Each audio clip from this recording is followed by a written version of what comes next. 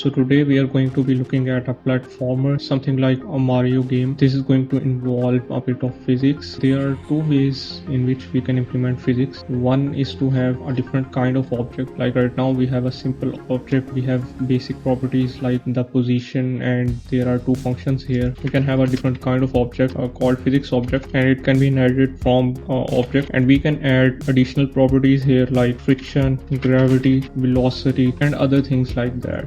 Today I'm going to be looking at the method where there is not a specific kind of object, there is not a specific physics object, but I'm going to be implementing all of the physics inside of my game object. Maybe I should leave this as it is if I need physics objects in the future, but right now I have a basic class called player, and this player is going to be moving around the screen at the end of this video. Let's make the constructor. Also let's add the properties that we declared here. So our player, it will have some kind of friction, it will have some kind of gravity, and it will have a velocity. The velocity can be in both directions, x and y. So I'm going to need two variables for this. Let's create the constructor. Now let's create the start method, and here we are going to be initializing these variables. The gravity is actually a constant, so it will always be something. Right now let's just set it to something like 0.09, and let's set the velocity to 0, and the friction can be something like 0.09. For the y direction we have gravity to bring the player down, and for x direction we can have friction to stop the player. Initialize the positions. Alright, let's make the main as well, and you can see that we have this object, but it is at the top of the screen. For a platformer game, we want our object to be at the bottom of the screen. One way we can implement this is to use the calls variable for all of our calculations. Normally for platformers, you don't want to start your origin from the top left corner. Instead, you want the y is equal to 0 to be the last. So we are going to invert the axis such that when I place something at y is equal to 0 and x is equal to 0, it will be placed right here instead of being placed here. This is going to make our calculations much more easier. So we are going to be modifying our game engine for this. Also, I found a bug here. If we don't write this at the start, we don't reset the input to 0, the key that we were pressing last, it will keep being pressed until we press something else. This was an issue in Snake as well, but it wasn't very much noticeable because until you change the input, the Snake did not respond at all. So this was a bug. You can fix this by resetting the input to 0. Okay, so we are going to be modifying this place character, and what I'm going to do is I'm going to be modifying the y, and as you can see it is now on the bottom of the screen. So we are going to check for input. So if I press W, I'm going to jump. Jumping involves increasing the velocity of the object. If the velocity is going to increase, the position is also going to increase. So let's say I have my ball here. So if I increase my velocity by 1 at time instance 1, what I should do is I should move the position of this ball by my velocity value, and the velocity will be constantly applied. The position of this ball is going to be increased again and again. So in the next frame, the ball will increase position, and the position will keep being increased unless there is some velocity being applied in the opposite direction, something like gravity. This ball will come back towards the ground. So if I apply velocity to my object, I also need to apply something in the opposite direction. This is for the jumping mechanism. I need to have gravity, so I'm going to increase the velocity slightly above the gravity value. Let us decrease this velocity with gravity now, and we want this gravity to be applied on each frame. We don't want this gravity to be applied frame rate independently. If you do that, as we saw in the last video, we run into issues where the speed of the game is different for each user. So we will multiply this by delta, and now we want to change the position. The same logic applies here. I want to change the velocity on each frame, so I need to multiply this by delta. Also, if you notice something, the velocity will keep increasing because the gravity is being constantly applied to the player. So we need a condition here such that when we are on the ground, there should be no velocity applied. The ground can be some value other than 0, 0. The ground can be anything that's not air, but for now I'm going to assume that all of the 0, 0 is ground and there is no other ground here. If my y turns out to be less than 0, I don't want any velocity applied, and I want the position to be 0 as well. Let's make it velocity y. So at least I am on the ground now. When I press the W key, nothing happens. That must be because these values are not right yet. Alright, I forgot about this. I don't want to set the velocity, I want to increase or decrease the velocity. So the velocity is not applying on a single frame. The velocity needs to be increased and decreased on each frame. Yeah, it is not clearly visible, but I can move now. Let me find good values for these. So at these values, my player appears to be moving fine. There is an issue where the player actually jumps a lot, but at least I have a jumping player. I also want to increase the height of the player. I am tired of seeing a single character. This looks nice.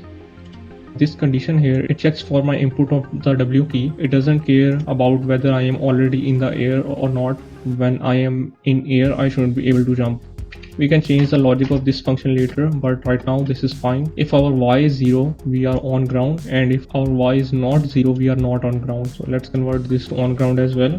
It should be less than equal to. We only want to jump if we are on ground. We want the velocity to be 0 when we are on ground. So that issue has been fixed. I'm able to jump, but I'm not able to jump higher. Now we should move in the x direction as well. So in this case, we want the x velocity to be increased. Let's increase it by the same amount. We should be applying friction here like how we applied gravity, but I'm going to do that a bit later. So I am able to move, and the issue here is that if my velocity is increased, there is nothing to stop my velocity. Like normally when we move, we have air resistance to stop us from continuously moving, but here we have nothing to stop us. If our velocity is increased, we are going to be applying friction here, and the friction, it can be in both directions. Like if I have a positive velocity and if I have a negative velocity, friction should be trying to bring our velocity back to 0. So there are two conditions here. The condition depends upon my current velocity. Like before, this friction needs to be per frame. So you see my velocity isn't exactly 0, and you can see the player is jumping a little as well. I'm pressing no key, but I am jumping a bit here and there. The code is trying to move my velocity to exact 0, but that is not going to work very well. So now if my value is going to be in a very tiny range, I'm going to automatically make it 0.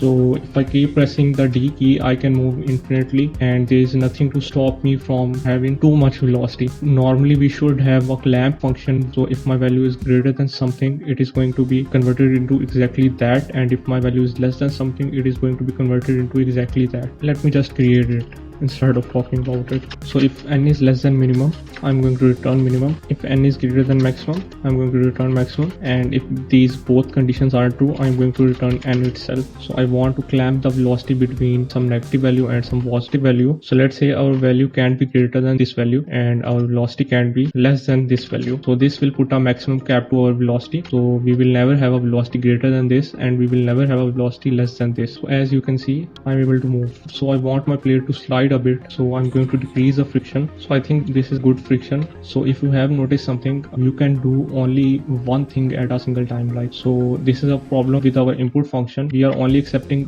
one single input at a time. There is no function for us to check if some key is being constantly held. So I can make a curve here if I move and jump fast enough like this, but in normal situations I cannot move and jump at the same time. So we need to have a way to check if a key is being held, and if I released a key and if I press a key for the first time. We don't want to use this KB hit function anymore. I have tried implementing key presses and key release with this function, but it is not very great. Instead of a single variable, I'm going to have 3 arrays here, and these arrays, these represent the current state of each key of the keyboard. The states will be whether the key has been pressed for the first time, and there's going to be a state where I'm going to check if the key is being currently pressed, and there is going to be a state where I'm going to check if the key has been released, like I have stopped pressing the key now. So these are going to be states for each of our key, and I'm also going to decrease my object count a bit because all of this is being stored in the stack currently, and there is a maximum limit of stack. I don't want to reach that limit right now.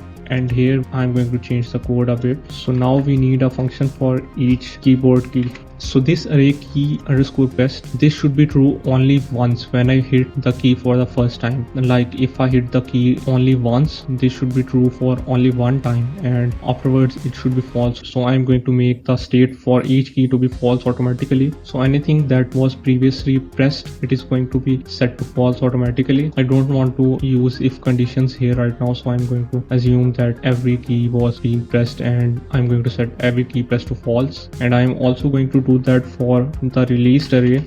because every key needs to be released only once. So now I need to check the state of the key if the key is being pressed. This is going to give me an integer, and that integer stores data about the key press in terms of bits. This single ampersand operator, it is a bitwise operator. I want to check the first bit if it is true or if it is false. You can check the documentation for this function. It will be much clearer if you do that instead. If the bit which I am checking it is true, I'm going to assume that the key is being pressed. So first of all, I'm going to set the key pressing to true, but I also need to make this true, and this needs to be true only once. If I keep holding the key, it is going to be set to true consistently.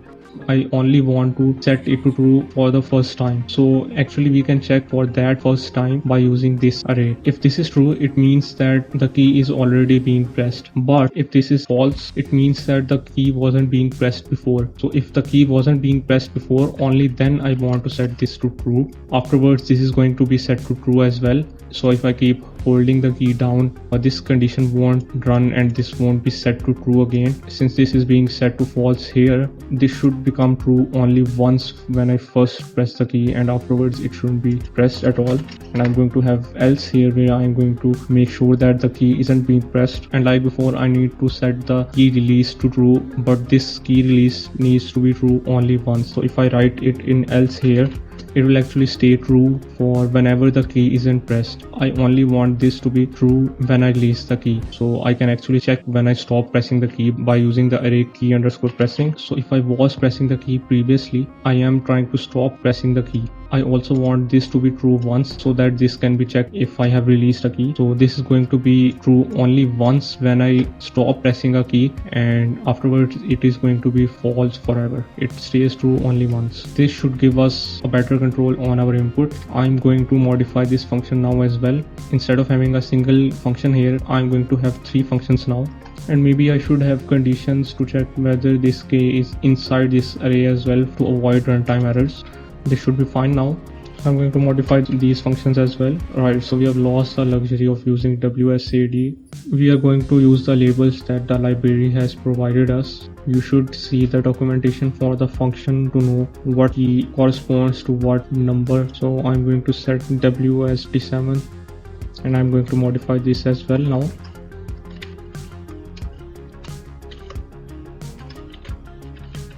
Now I can easily press 2 keys at once because I am using that function. I can easily move around, and I want to increase the friction slightly. I don't like the sliding behavior at all.